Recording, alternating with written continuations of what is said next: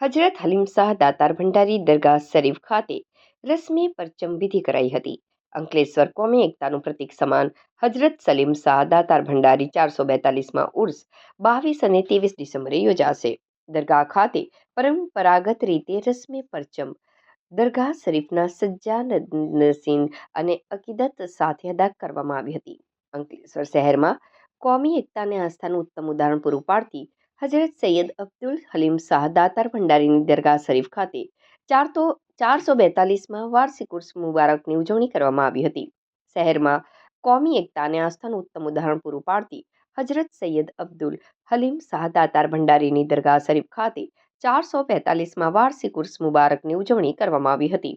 દરગાહ ખાતે પરંપરાગત રીતે રસ્મે પરચમ એટલે કે ધ્વજારોહણની વિધિ પૂરી અકીદત સાથે અદા કરવામાં આવી હતી.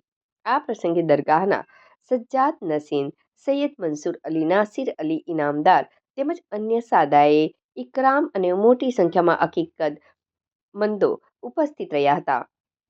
મુખ્ય ઉજવણીના ભાગરૂપે તારીખ 22 ડિસેમ્બર 2025 સોમવારના રોજ 442માં સંદલ શરીફની વિધિ યોજાશે. ત્યારબાદ તારીખ 23 ડિસેમ્બર 2025ના રોજ ઈશાની નમાજ બાદ રાતી 2 રિફાઈ સાથે ઉર્સના કાર્યક્રમોની પૂર્ણાહુતિ થશે. अस्सलामुअलैकुम वरहमतुल्लाहि वबरकातुहू। सैयदना अब्दुल हलीम शाह दातार भंडारी रहमतुल्लाह अलैह का 442वां उर्स मुबारक आप सभी को मुबारक हो। सैयदना गाजी नसीम हाजी मंसूर अली साहब की सरपरस्ती में ये उर्स शरीफ मनाया जाता है और आज परचम का मौका है। जो 25 में साथ परचम मनाया जाता है, जो परचम यहाँ पर लहरा रहा है ये यहाँ के गाजी नसीम हाजी मंसूर अली साहब की सरपरस्ती के अंदर चलाया जाता है और बड़े